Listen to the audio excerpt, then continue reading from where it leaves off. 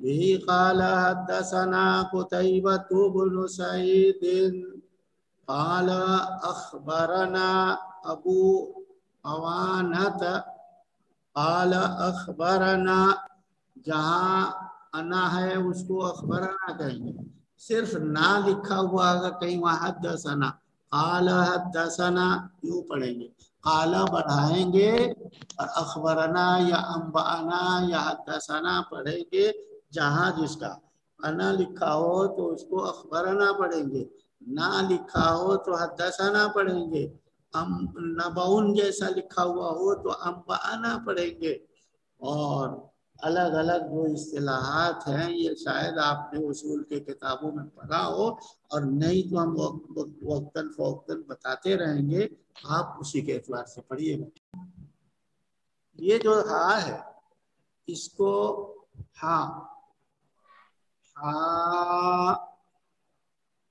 التحویل، تحول، ہر طرح سے پڑھ سکتے ہیں، صرف ہاں کہہ کے نکل جاؤ، مطلب سب کا ایک ہوتا ہے، التحویل من سند الى سند، ایک سند سے دوسری سند کی طرف۔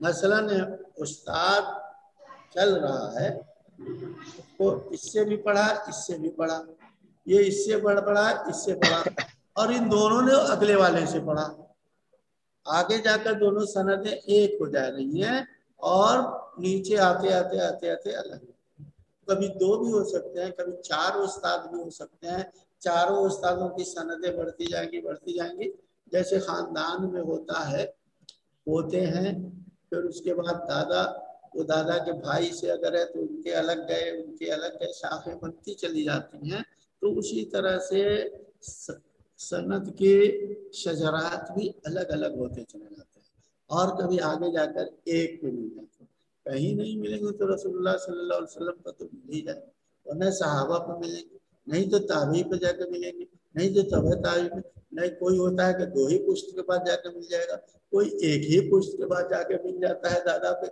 کوئی پردادا پہ، کوئی لگادا وغیرہ وغیرہ، جس طرح سے وہ ہوتا ہے نسبی، اسی طرح سے سندوں کا شجرہ بھی جا کر ملتا ہے، قریب یا بعید جا کر جڑے گا۔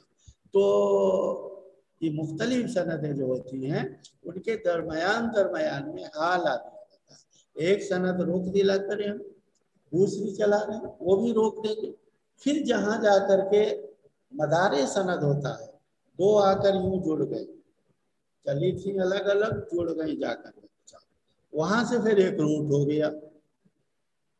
تو اس کو بچانے کے لیے وہ امام ترمذی یہ فرما رہے ہیں کہ مجھ سے میرے ایک استاد ہیں قتیبہ، ان قتیبہ کے استاد ابو عوانہ، ان کے وہ استاد سماک ابن حرب، ان سے بھی حدیث سنی۔ دوسرے میرے وہ استاد ہیں حناد، ان کے وہ استاد ہیں وکیع، ان کے وہ استاد ہیں اسرائیل، اور اسرائیل سماک سے روایت کرتے ہیں، اس سماک ادھر بھی ہے، سماک ابن حرب، وہاں سے سماک لکھا ہو، مراد سماک ابن حرب ہی ہیں۔ تو سماک ابن حرب گویا دونوں سندوں کے مدار ہیں، وہاں جا کر دونوں جڑ جاتے ہیں، اس وہیں سے سندیں الگ الگ ہو رہی ہیں، اور سماک کے آگے کی جو سند ہے وہ ایک ہوگی۔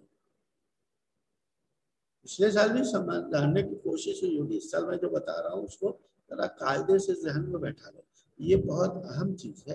حدیث کے فن میں آپ نے ریاضی سالم پڑھی، مشکات پڑھی، اور اس سے پہلے بھی ایک کتاب تہذیب الاخلاق، ان سب نے بے سند کے پڑھا تھا۔ اب پچھلے سال سے آپ سند والی کتابوں کو پڑھ رہے ہیں، اس سال ہر کتاب میں بھی سند ہے، وہ اب ہر ایک کا الگ الگ انداز ہوتا ہے، کوئی سند پہ زیادہ زور پڑھنے کے لیے ہے، کوئی متن پہ زیادہ زور، کوئی کسی پہ، کوئی تشریح پہ زیادہ زور۔ یہ سند سب سے اہم چیز ہے، یہ کہیں بھی آپ پڑھیں گے تو اچھے پڑھے لکھے جو ہوں گے اور باہر کے یا کہیں کے تو فوراً سمجھ جائیں گے کہ سند پڑھنا جانتا ہے، سند کے صحیح ترتیب کے ساتھ پڑھ سکتے ہیں۔ اور یہ یاد رکھیے گا، میں امتحان بھی جب لیتا ہوں آن لائن بھی، تو یہ سند ایک ضرور پڑھوا لیتا ہوں، وہیں سے معیار مقرر کر کے پھر اگلا سوال ہوتا ہے، تو اس لیے پریشانی ہوتی ہے طلباء کو سند پڑھنے میں۔ کیونکہ ہر آدمی کا یہ شوق بھی نہیں ہوتا ہے اور زیادہ وقت بھی لگتا ہے، چونکہ سب چیزیں سمجھانے میں شروع ایک بار سمجھ لیجیے چل جائے گا، لیکن بہت سی جگہوں پر آپ دیکھیں گے کہ خود جو پڑھا رہے ہیں ان کو بھی ان چیزوں کے بارے میں زیادہ معلومات لینے کی کوشش نہیں۔ حدیث کی تشریح تو گھنٹے گھنٹے چلے گی، لیکن یہ جو فنی چیزیں جن کے لیے ترمذی یا ابو داؤد خاص طور سے یہ کتابیں جو پڑھائی جاتی ہیں، اور باقی میں تو اس میں سب لکھا ہوا ہے زیادہ تر، لیکن ان دو کتابوں میں یہ فنی کتاب ہے اصلاً۔ فن حدیث کی بنیادی اور اہم ترین کتاب محدث بنانے والی گویا یہ کتابیں ہوتی ہیں۔ سب سے زیادہ اہمیت کے حامل جو ہوتی ہے کتاب فن سکھانے کے لیے، ایک محدث کو کیسے کیسے کن کن پہلوؤں پر غور کرنا ہوتا ہے، متن میں کس کس طرح سے اور اس میں کس کس طرح سے، پھر متن کی شرح میں ائمہ کے مسالک کو کس کس طرح سے نقل کیا جاتا ہے، یہ ترمذی کے اندر ہی آپ کو ملے گا بہت ہی شرح و بسط کے ساتھ۔ باقی کسی اور کتاب میں اتنی شرح و بسط کے ساتھ نہیں ہے، کیونکہ میں تقریباً اللہ کا شکر ہے کہ میں یہ چاروں کتابیں جو آپ کے درجے میں ہیں میرے چاروں میں مل جاتی۔ آپ کیا ترمذی ہے، ابھی ابو داؤد کلیہ سے آ رہا ہوں، کے بعد ابھی مسلم اول کا بھی، کل سے بخاری کا بھی، تو اس ہر جگہ سند پہ میں بالخصوص اس طرح کی توجہ دلاتا رہتا ہوں۔ آپ ذرا شروع میں تھوڑی دقت ہوگی، 2-3 دن سبق بھی کم چل پائے گا، میں پڑھاتے وقت بھی طرح سے سند کی باتیں کروں گا، اور جب سمجھ لو گے تو اسی میں مزہ آنے لگے تو پھر تب بھولو گے۔ شرط یہ ہے کہ ذرا دل لگا کر سننے کی کوشش کرو اور ڈسٹرب نہ کرو کوئی اچھے انداز سے۔ کہاں گئے بھائی؟ تو اب سمجھ میں آ گیا ہوگا، تو پڑھتے وقت ذرا ہلکا پڑھو۔ دیکھو پڑھنے کا سب انداز، ہاں بالقصر اس کو کہتے ہیں، ہاں ذرا سا کھینچ کر نکال دو لمبا، یہ بالمد اس کو کہتے ہیں، پورا کہہ دو تحویل یا التحویل۔ یہ عام طور پر علماء مغاربہ، مشارقہ نہیں، یہ مشرق مغرب جانتے ہو، کل شاید تمہارے درجے میں کس درجے میں نے بتایا تھا، یہ ماوراء دریائے سہون جو ہے ان کے اس پار اور اس پار کا فرق ہوتا ہے۔ وہ ماوراء نہر کا علاقہ کہلاتا تھا، مغرب اس کو بولتے تھے، اور ہم لوگ یا ادھر کے جتنے اس پار والے کو مشرق، یہ مشارقہ ہیں اور وہ مغاربہ ہیں۔ اس زمانے میں مغربی اور مشرقی شرقی اگر وہ اس کا چلتا تھا، یہ اصطلاح چلتی تھی۔ اب بھی وہ اصطلاح کتابوں کے اندر جب شروحات پڑھیں گے المغربی لکھا ہوا کسی کے بارے میں آئے گا۔ اور آج کل کا غرب جو کہا جاتا ہے، یہ وہ مغرب اور غرب میں بھی فرق ہے۔ مغرب تو ماوراء النہر کے علاقے کہلائیں گے، بخارا، سمرقند اور سجستان اور نسا اور جتنے ائمہ جو ادھر پیدا ہو، وہ ماوراء النہر کا علاقہ کہلاتا ہے، وہ مغرب کے ہی ہے۔ آج جو غرب بولتے ہیں یہ یورپ کو غرب کہا جاتا ہے۔ اہل الغرب یہ یورپین کنٹریز یا یورپ کے رہنے والا، اور اہل مغرب وہ ماوراء النہر علاقہ، وہ ترکستان وغیرہ اور قزاقستان، یہ سب جتنے علاقے پڑتے ہیں وہ سب ماوراء النہر۔ تو یہ ذہن میں رکھیے گا۔ تو اب اس میں کبھی مشارقہ اور مغاربہ کے درمیان اصطلاحات میں فرق ہوتا ہے۔ وہ لوگ پڑھتے وقت کتاب جب پڑھیں گے اس زمانے سے التحویل پورا صاف، ہم لوگ یہاں ہاں کو یا تو بالقصر بھی پڑھ دیتے ہیں بالمد بھی، معنی ایک ہی لیا جاتا ہے اس کا، ایک سند سے دوسری طرف۔ تو تحول نہیں کہیے گا، تحویل کہیے، تحویل السند من سند۔ اور یہ تشریح ذہن میں رکھ لیجیے گا، تو آپس میں ان دونوں کا اختلاف، مغرب والے وہ پورے لفظ نکالتے ہیں، یہ کوڈ نکالتے ہیں، جیسے کوڈ ہوتا ہے، کسی کا ایک کوڈ بنا دیا گیا، اسی کوڈ، ہاں کوڈ ہے، या इसको बिलकसर कहिए बिलमद कहिए, कोड के तौर पर तो जो लिखा है इसी को अब चाहो तो खींच कर कहो, चाहो तो बगैर खींचे हुए हल्के अंदाज से हा कह दो, लेकिन ये समझना कि सनदें यहाँ से अलग अलग हैं, आगे जाकर मिलेंगे। कभी कभी तो चार चार मुस्लिम भी पढ़ोगे, पांच पांच हाँ, फिर दो तीन नाम हुआ हाँ, फिर हाँ।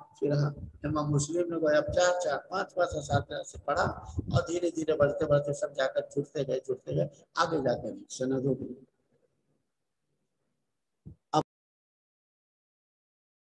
तो अब एक बात यहाँ से समझने की कोशिश करो, बेही का लफ्ज जो इस्तेमाल कर रहे हो।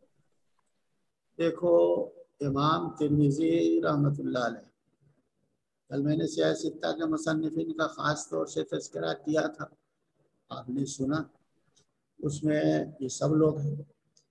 ये इमाम बुखारी की एक सनद है, मसलन बुखारी शरीफ पढ़िए तो बेही काला वो हद्दसना अल बुखारी, यहाँ काल बेही काला हद्दसना अत-तिर्मिज़ी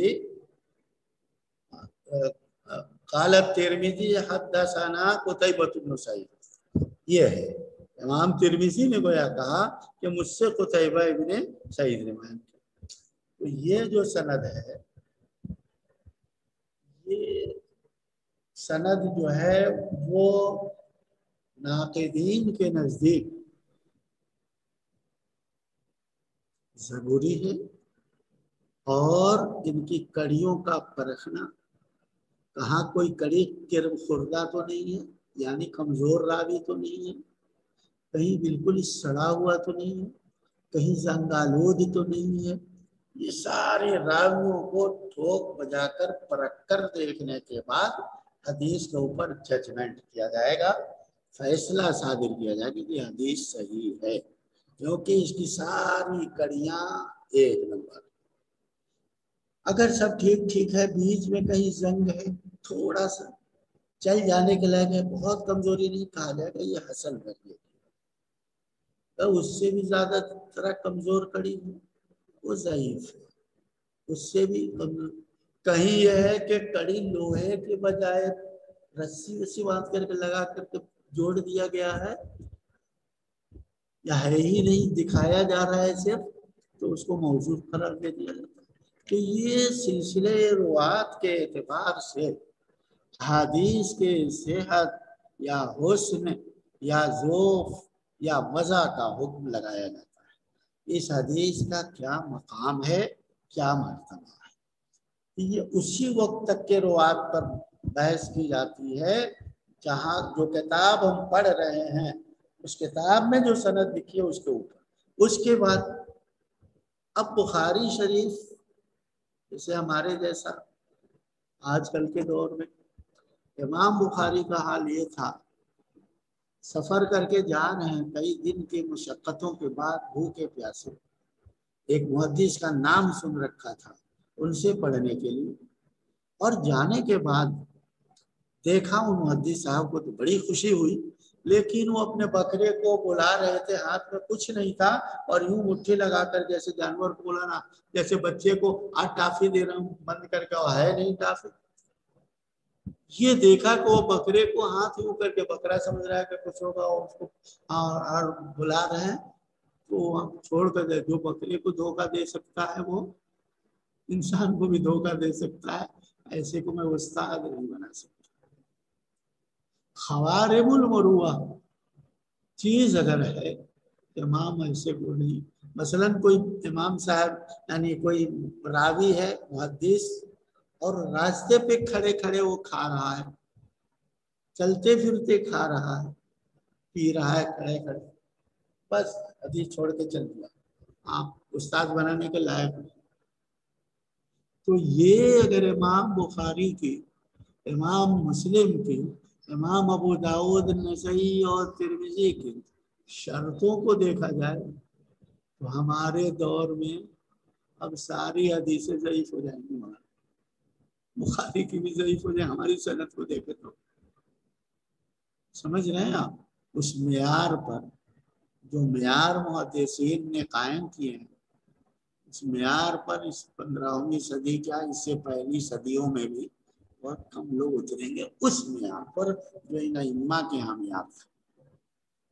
لیکن آج بھی اگرچہ حدیث کے صحت اور ذوق پر آج کے کسی استاد کا کوئی اثر پڑے گا نہیں. صحیح ہے بخاری کی حدیث تو صحیح رہے گی، چاہے بخاری کے بعد سے 10 سلسلے والے جھوٹے ہی آ گئے، معیار کے مطابق نہیں، مگر بخاری کی جو حدیث ہے وہ صحیح رہے گی، ضعیف نہیں ہوگی. اس زمانے میں ایسا نہیں ہو سکتا. درمیان میں کوئی آ گیا ایک بھی اگرچہ چلا ہے صحیح لیکن بیچ میں گڑبڑ ہو کے پھر بھی صحیح ہو گیا ہو تب بھی اس کو الگ رکھ دیتے تھے. تو میرے کہنے کا مقصود اور خلاصہ یہ ہے کہ ہماری سند کا حدیث کے صحت و سقم پر یا صحت و ذوق و حسن و وضع پر کوئی اثر نہیں پڑے گا. لیکن یہ محدثین کے درمیان متداول چلا آ رہا ہے اور تبرک کے لیے کہ میں نے فلاں سے پڑھا، انہوں نے فلاں سے پڑھا، انہوں نے فلاں سے پڑھا، تاکہ ہمارا سلسلہ بھی فلاں فلاں سے ہوتے ہوئے رسول اللہ صلی اللہ علیہ وسلم تک پہنچ جائے. اور یہ صاحب کتاب جو ہیں ان تک پہنچنے تک کی جو سند ہے یہ صرف برکت والی سند ہوگی. وہ ہمارا کنیکشن بھی صاحب کتاب تک اور پھر ان کے ذریعے سے اللہ کے رسول صلی اللہ علیہ وسلم تک ہماری سند بھی جا کر حدیث کی مل رہی ہے. اس برکت اور تبرک کے لیے آج بھی اس سندوں کو باقی رکھا گیا ہے. لہذا آپ میں سے یہ جو ہم پڑھتے ہیں نا بہی قالا، یہ بہی کی ضمیر کہاں جا رہی ہے؟ ہی کی ضمیر بہی قالا یعنی اسی سند بسند المتصل منا الى امام الترمذی قال وبه اي بسند المتصل منا الى کی ضمیر کہاں لوٹاتے ہیں؟ کہیں ادھر مرجع تو ہے نہیں لکھا ہوا، تو میں بتا رہا ہوں وہی جو تبرک مثلا میری سند ہے، آپ میں سے جو چاہیں لکھنا ہو لکھ لیجئے گا. تو میرا نام شاید آپ لوگوں کو معلوم ہو، میرے استاد مثلا میں نے پڑھا، یہی ہمارے شیخ ہیں مولانا زکریا سنبھلی صاحب سے، انہوں نے پڑھا مولانا ابراہیم بلیاوی رحمۃ اللہ علیہ سے دارالعلوم دیوبند میں. مولانا ابراہیم بلیاوی صاحب نے پڑھا شیخ الہند محمود حسن دیوبندی سے. شیخ الہند نے پڑھا مولانا محمد قاسم نانوتوی رحمۃ اللہ علیہ سے. انہوں نے پڑھا شاہ عبد الغنی سے، اور لوگوں سے بھی پڑھا لیکن ایک سند سیدھی سے پہنچا رہا ہوں میں، شاہ عبد الغنی رحمۃ اللہ علیہ سے. شاہ عبد الغنی نے پڑھا شاہ اسحاق رحمۃ اللہ علیہ سے، اور شاہ اسحاق نے پڑھا شاہ عبد العزیز سے. شاہ عبد العزیز نے پڑھا شاہ ولی اللہ دہلوی سے. انہوں نے پڑھا، اب یہ کتاب میں لکھا ہوا ہے، شاہ ابو طاہر مدنی سے. انہوں نے پڑھا شیخ ابراہیم کردی سے. انہوں نے پڑھا شیخ مزاحی سے. انہوں نے پڑھا شہاب احمد سبکی سے. انہوں نے پڑھا نظم غیتی سے. انہوں نے پڑھا زین زکریہ سے. انہوں نے پڑھا عز عبد الرحیم سے. انہوں نے پڑھا شیخ عمر مراغی سے. انہوں نے پڑھا فخر ابن بخاری سے. انہوں نے پڑھا عمر ابن تبرزد بغدادی سے. انہوں نے پڑھا شیخ عبد الفتح عبد الملک ابن ابی القاسم عبداللہ ابن ابی سہل حروی کروخی سے. اور انہوں نے پڑھا آگے چل کر شیخ ابو نصر عبد العزیز سے. انہوں نے پڑھا شیخ ابو محمد عبد الجبار محمد ابن عبداللہ سے. اور انہوں نے پڑھا ابو العباس محمد ابن احمد ابن محبوب ابن فضیل محبوبی سے مروزی سے. اور انہوں نے پڑھا امام ترمذی سے. اور امام ترمذی نے گویا پڑھا قتیبہ ابن سعید سے، انہوں نے پڑھا ابو عوانہ سے، انہوں نے سماک ابن حرب سے، ایک ہی سند والے پہ چلا رہا ہوں، سماک ابن حرب نے گویا مصعب ابن سعد سے، انہوں نے عبداللہ ابن عمر سے سنا، اور عبداللہ ابن عمر نے رسول اللہ صلی اللہ علیہ وسلم سے سنا۔ تو مجھ سے کنیکشن بالکل یہاں سے وہاں تک جڑ جاتا ہے۔ اب یہ بے سند متصل میری سند سے آپ جب اس کتاب میں پڑھیں گے تو جب میں اپنی سند بتا دی میں نے، تو وہی سند جو مجھ سے بتائی گئی ہے گویا یا آپ جانتے اسی متصل سند سے امام ترمذی نے روزانہ یہ پڑھتے رہیں گے، بے ہی سے مراد وہ جو میرے اور امام ترمذی کے درمیان والی جو پوری سند ہے، کڑیاں جڑی ہوئی ہیں، وہ کڑیاں مراد نہیں کو چپ سنتے رہو۔ میں نے جو بیان کیا واقعی میں نے اپنے استاد سے پڑھا، ان کا نام صحیح بتایا، پھر ان کا استاد ابراہیم بلیاوی، ان کے استاد شیخ الہند محمود حسن دیوبندی، ان کے استاد قاسم نانوتوی، ان کے استاد شاہ عبد الغنی، ان کے استاد شاہ صاحب۔ یہاں تک تو ہم کتاب سے نہیں بتا رہے ہیں، حدیث سے بتا رہے ہیں اتنا۔ اور شاہ صاحب سے آپ کے پاس یہ لمبے والی یا کوئی بھی ترمذی کا نسخہ ہے، کوئی بھی نسخہ، تو اس میں دیکھیے قال شیخ المکرم المخفم المشتہر بین الافاق المرحوم المغفور، شاہ اسحاق سے لے کر امام ترمذی تک، اور امام ترمذی سے لے کر رسول اللہ صلی اللہ علیہ وسلم تک پوری سند یہاں پہ موجود ہے۔ شاہ اسحاق سے پہلے میں نے بتایا شاہ عبد الغنی، پھر اس سے نیچے بتایا مولانا قاسم نانوتوی، اس سے نیچے محمود حسن دیوبندی، اس سے نیچے مولانا ابراہیم بلیاوی، ان کے نیچے مولانا شیخ زکریا سنبھلی، اور اس کے نیچے میرا نام ہوا۔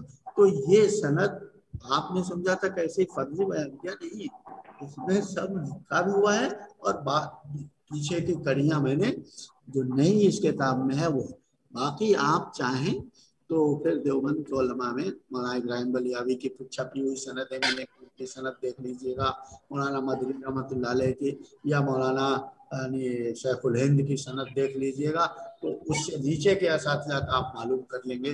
اتنا 2 3 4 یاد رکھیں۔